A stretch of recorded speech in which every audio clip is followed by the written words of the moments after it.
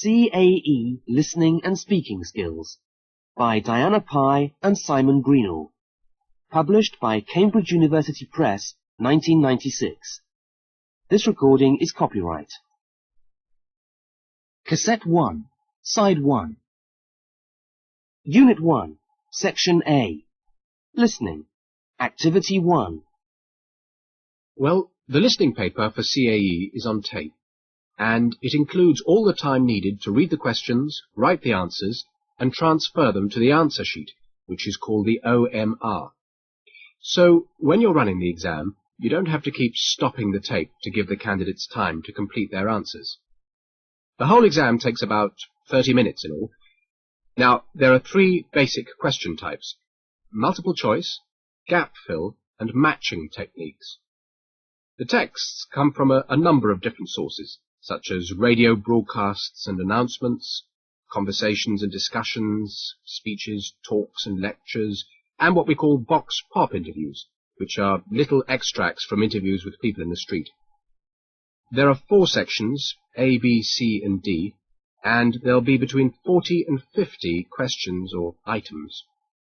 Sections A, C and D are heard twice, and Section B is heard only once. The text type in Section A is usually a monologue, in Section B a short descriptive passage, in Section C a dialogue or discussion, and in Section D a series of short extracts lasting about 10 to 30 seconds. The skills tested are extracting main information, understanding gist or general impression, the attitudes and points of view of the speakers, and identifying the speakers or source or nature of what they're listening to. The instructions on the question paper and the tape will be the same, and the aim is to create a context for the listening passage and to give the students help in answering the questions. I think that's everything, but please ask questions if you have any. How long should we allow candidates for completing the answer sheet at the end of the exam? The tape specifies that there'll be a short pause. Allow a minute or 2, but no longer. Should we intervene at all during the exam? For instance, to repeat certain instructions if some candidates look puzzled? That's very difficult. No, the material we use has been pre-tested, and any confusion should have been ironed out long before you use it in the exam. No, I'm afraid that if someone looks confused, it's their English which isn't up to scratch, not the instructions. Unit 1, Section A. Listening. Activity 4. Extract 1. There's a short gap between each section for you to complete your answers, and in addition, you will have approximately 2 minutes at the end of Section D to allow you to check your work. Extract 2. Section A. You will hear a woman calling the Tourist Information Office in a town called Halifax, where she is organising a meeting. She wants to book lunch and dinner at different restaurants, and she wants to find out what they can offer. For questions 1 to 12, tick the boxes or put in the prices while you are listening to the conversation. Some of the boxes have been filled in for you, and you will find it necessary to leave some boxes blank. You will hear the piece twice. Extract 3. So how did it go, Chantal? Oh, I don't know. I didn't feel very happy about it. Oh, I'm sorry. What went wrong? Well, I found the instructions very confusing and so long. And when I got the paper, I just didn't know where to look. There were a couple of questions which I just had to guess, and there were a few others which I wasn't sure about. Extract 4. Can I have your ticket, sir, and your passport? I'm sorry, sir, but I'm afraid your flight is fully booked. That's not possible. I confirmed the booking a few days ago. I'm very sorry, sir, but the flight has been overbooked. But we can offer you a place on a later flight. There's one at 16:30. But this is outrageous. You can't do this. I've got to get on that flight. I booked the ticket months ago, and I reconfirmed last week. It's just that you're a little late, sir. You've only left half an hour before the plane leaves. I was stuck in a traffic jam. Now, you listen to me. Extract 5. Well, that's over. Yes, I can't say I enjoy it very much, watching all those poor kids straining to understand the passages. They seem to speak very quickly. Well, it's normal speed, actually. And I reckon if they're carefully prepared for it, it shouldn't be too difficult. I mean, most of them are ready for the exam as far as their language competence is concerned. I suppose so. It's just the circumstances of the exam which are tough. I'm glad I've done all my exams.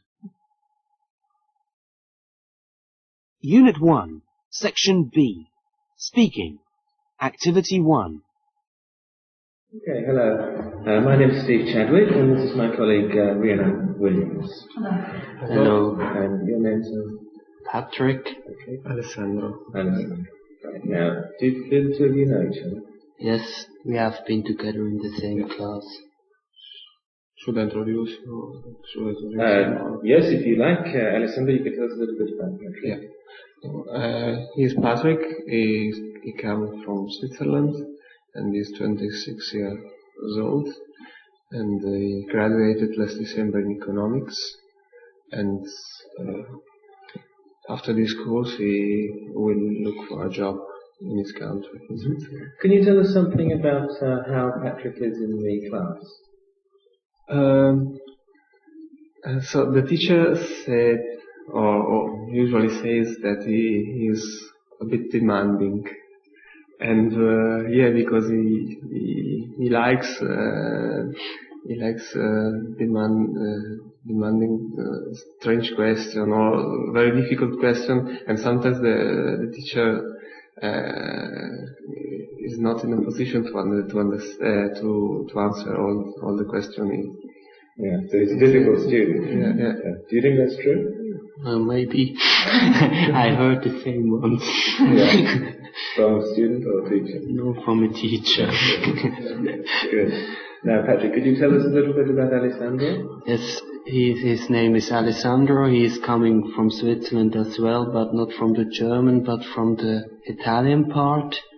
He is studying economics as well, but in St. Gallen. And he's now, I think, in the middle of his studies, and it will take him another 2 years to graduate. And I think he is here now because he would like to work once in an English country, and for this he has to prove that he has a certain level of English, and he will achieve this here in this school, I hope so. Do you think he learned a lot of English?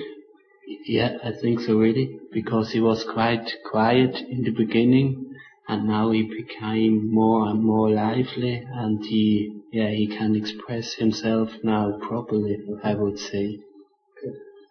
Good. And could you tell us a little bit about how Alessandro spends his spare time in Cambridge? His spare time, I think he is usually first he goes to the learning center, is reading the newspaper and doing the homework or something like this, and then he goes quite often jogging, or sometimes I heard that he went swimming or something like this. He spends a lot of time doing sport on the whole. And in the evening, as everybody, he's a pub roller. Yeah. Is that fair? Almost, yes, yeah. Almost every night. So I like pubs, and I like this habit to go to the pub in the evening and to have beers and nuts and to chat a bit. Unit 1, Section B. Speaking. Activity 4. Right, in the next part of the test, I'm going to give each of you a picture to look at, but please do not show your pictures to each other.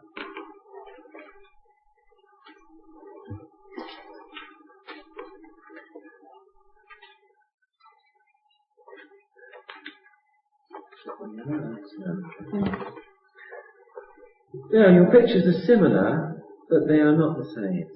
And I'd like you, Samantha, to describe your picture fully to Morena. Talk about the room and the people who might live there. You have about a minute for this, and I'd like you, please, Morena, to listen carefully and then tell us briefly 2 things which are the same in your picture and 2 things which are different. Here is some spare paper if you'd like to make notes. Notes, thank you. Okay, my picture is showing the dining room. There are some sofas, and on the ground there is a carpet, a big carpet, and some toys, and they're in a mess. And there are a lot of pillow everywhere in the room, and also flour, dry flour, and bottles of alcohol. And then there are 2 bookshelves with some books in them, and three pictures on the wall. There is a fireplace, probably an artificial fireplace. And there is also a dish with some fruits inside. And on the fireplace there are 3 candles, a picture of a baby, and some pencil. There is also a television and a newspaper on the armchair. Thank you. Now, Morena, I'd like to say very briefly how your picture is different and how it is the same as the mine. I don't know, I've got a sitting room, but there's sofas in it as well, and chairs. I just think that there are different people living in my kind of room, because I think it's a cozy room with a boo, and I think it's like old people living there. There is no television. There is a fireplace, but I think there's a stove in it.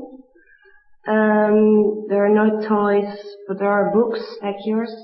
I think they like reading. Okay, that's fine. Would you like to compare your 2 pictures?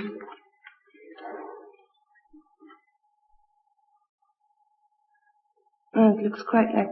I thought that this could be more for younger people or something. Family with a baby. Yeah. And I think you're living older people. Old woman probably, because she's working With her boo and probably, yeah. a cup of tea. Biscuits. Yeah, cookies. Okay, thanks. Can I collect the pictures back, please? Unit 1, Section B, Speaking, Activity 6. Now, I'd like you both to look at this picture, talk about it, and decide what kind of person it represents. Talk about its possible age, sex, nationality, and personality. Try also to guess what the purpose of the picture is, who it is aimed at, and how effective you think it is. And you have 3 or 4 minutes to do this. Shall we start with the nationality? Because this is obvious, I think. No, it's not so obvious. It could be either an English or a German. I think, because there is a big potato and it represents, it could be both of them. Yeah. At least this is not, for us to describe it, is not a usual person, so this is a person represented by a potato. Yeah, and sure. Okay. And the roots represent the legs and the arms. Yeah. And what is in front of his feet? Do you see this? There are French fries and the burger. French fries on the ground and the burger package. And there's a lot of junk food, I think, really. Yes. You see here Coke, another packet of crisps or something like this. A remote controlling this. You know, I think this is a person who might have died in front of the TV. Because he was, I know, maybe overchunked, or there are so many videos here. I think maybe this should express the thickness of our civilization and culture. I don't completely agree. I think is a representation of modern life and modern habits. So fast foods and TV and video cassettes, videotapes. And it's a good representation of modern life, I think. But I think it's a bit excessive to say that he died. I don't know, but he looks so. He doesn't look very comfortable. I would say. Look, his eyes. I don't know. Yeah, he has got also a bit of a belly. Too much beer, maybe. Too much beer. Stomach, too much hamburgers. And here is the TV, you know. I think maybe he never, I think he can control everything out from his armchair. He is all the day in his chair. he has here his remote control to change or switch the programs, and to eat he doesn't have to move anymore. He doesn't have to move, he doesn't need it. Because, Sorry, yes? Yeah, you can see also food on the ground and a cup of tea, some plates. You know, I think maybe a bowl. this should representative as well that he doesn't cook anymore. He just goes around the corner maybe, or he orders his food by telephone. But that's it. That's why I said also is a representation of modern life. Also, an open bags it is the typical bag for pizza when you receive the pizza delivered from. Yeah, that's true. Yeah. Unit 2, Section A. Listening. Activity 3. Interview 1. Sharon Harper, you're a Canadian and you live in Helsinki. That's right. Well, can you tell me, why did you come to Finland? Well, I came to Finland what was right after I finished university in Toronto, where I studied literature. I always wanted to be a journalist, and the reason I came to Finland was just for a summer job. Oh, really? Yes, some friends of my parents were offering a small summer job, in Helsinki, and I thought, well, that would be an interesting experience. But I must have really liked it because I've lived in Helsinki now for 9 years. Really? I'm a foreign correspondent for a business magazine, and I really like Finland. I guess originally the attraction was, Finland's off the beaten track. Yeah. A little less obvious than, say, going to Paris or Rome. and that makes it somewhat exotic. Yeah, that's and right. Not many Americans, some don't even know Finland exists, of course. No. They don't seem to come here, and it's so beautiful. They don't know how beautiful it is. No, I'm sure. What do you think the differences are, really, between life in Canada and in Finland? Well, I suppose there is quite a big cultural difference. That would apply really between any European country and America, I suppose. But Finland has a very old and rich culture, which they want to preserve. And that beautiful part of Helsinki, which has been preserved as an original Finnish village with all the wooden buildings and sloping roofs for the snow. It's quite beautiful. Yes. Now, North America had a culture, which I suppose was the culture of the Native Americans, but that was largely destroyed by the Europeans. So, to that extent, America is a very new country, and I love the sense of history that the Finns have as a nation and that they can look back on. Yeah. But at the same time, they're very outward-looking. That's a strange thing. At the same time, they love their history, but they're more outward-looking than Americans, I would say. Oh, that's interesting. I think that Americans and Canadians, too, are egocentric, inward-looking. They're not very concerned with life outside their continent. And that's a fault, really, isn't it? I suppose so, yes. Yeah. But, there are some things, in some ways, Finland resembles Canada, the physical appearance of it, the woods and rock, northern Ontario particularly, really? Away from the cities and the water, and that does remind me of home. Yeah, I like good. that side of it, yes. So what would you say really were the positive aspects of Finland? Oh. Well, there's always the sauna. Yeah, of course, yeah. So I confess I wouldn't be too keen on the rolling in the snow after the sauna, which I guess Finns are keen on. But it's certainly a wonderful invention, isn't it? You feel great after you've had a sauna. So you do. And the Finns like the simple pleasures in life, which that appeals to me, of course, too. I like trekking in the forests and mushroom picking. And all the water sports are wonderful because the water's so pure and clear. Boating, swimming. Right. Yeah. What about the people? Well, the people they're very genuine. Now, there's a lot of talk about how friendly Americans are, but that have a nice day with the smile. And, there's a lot of phoniness behind that, that you look in the eyes, they're a bit cold, but Yeah. they'll put on that surface charm. Yeah. And you feel if a Finn appears to like and smiles at you, then it's genuine, it's true. Yeah, that's nice to know. So what would you say were the negative aspects of Finland? Well, the Finnish people can be blunt to the point of rudeness sometimes. I mean, I did say, I know, that Americans could be superficial, but on the other hand, sometimes you feel the Finns have no social charm at all. I mean, they have no phrase for "excuse me." For Really? instance. No. So it takes you a while to get used to the fact that that's just the way they are, and they don't mean to be rude. That's just a blunt quality to the Finnish nature. And of course, if you want negative aspects, there is that long, dark winter, which at first I found very depressing. I'm getting used to it now, but it can be really depressing. I know that in Canada we have the cold, and it snows a lot, but many, many days of beautiful sunlight, for all the main part of the day. So just to have endless night, it can be very soul-destroying when you're not used to it. Oh, sure, Yeah. yes. So what do you really miss about Canada, then? Well, I think primarily my family and friends. I go back once a year and I visit, the parents and brothers and sisters and all their family, their children.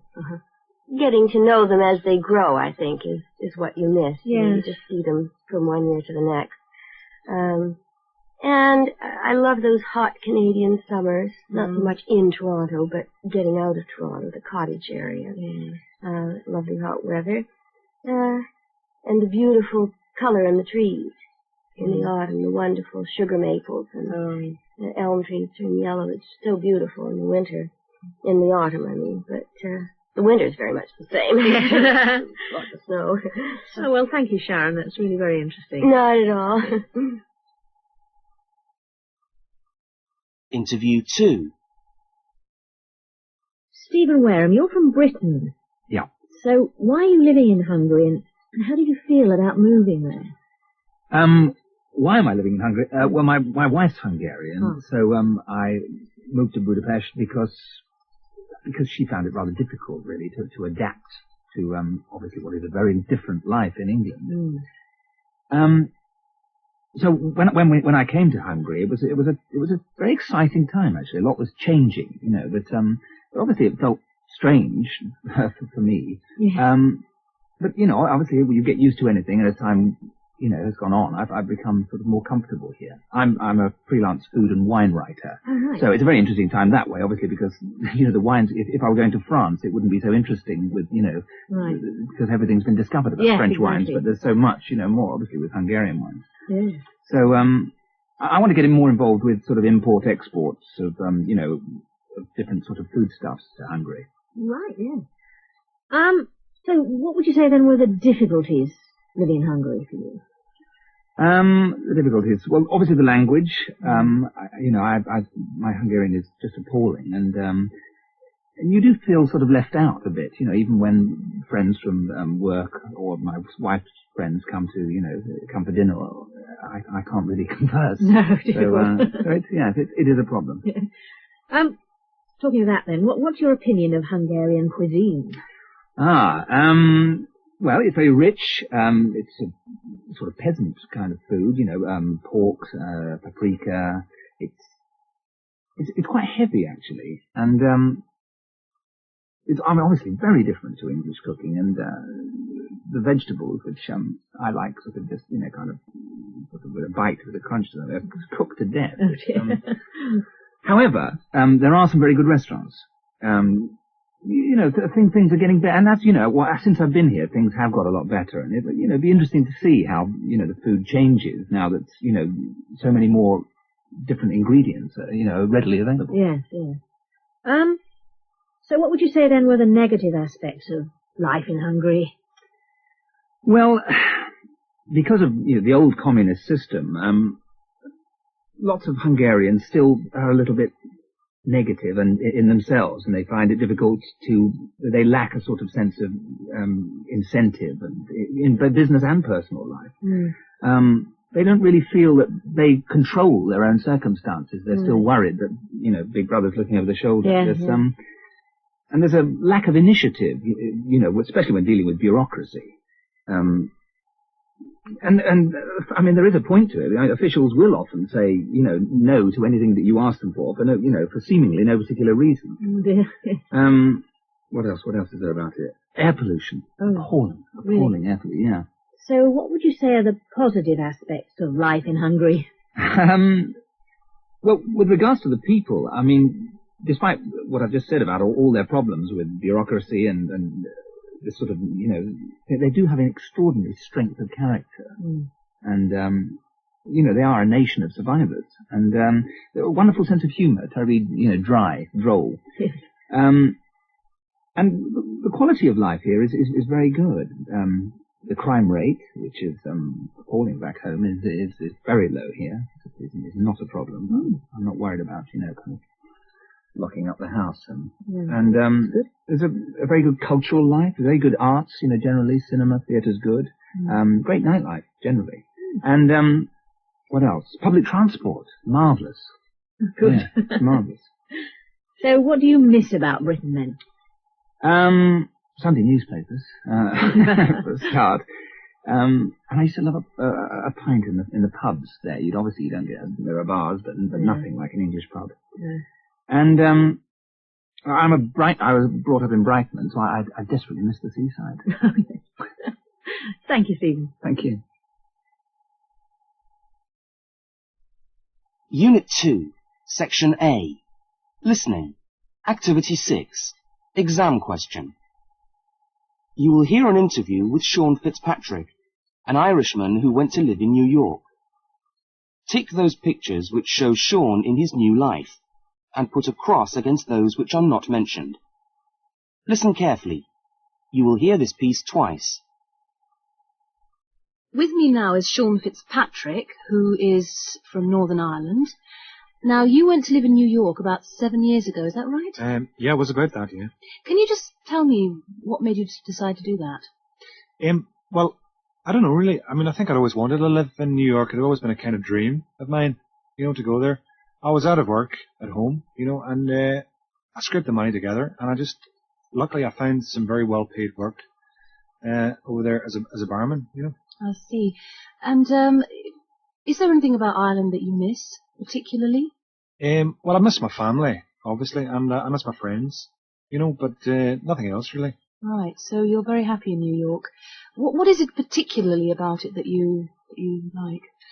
Well, I get a lot more money over there for a start, which is great. And the whole lifestyle is much faster, it's like living life on the edge. It's great. And I have an excellent social life. It's like a big party just every day of the year, And is there anything else?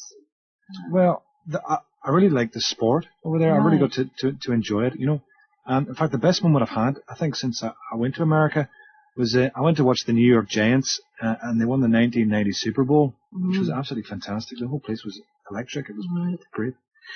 Well, it all sounds very positive, but is there anything about it that you don't like about New York?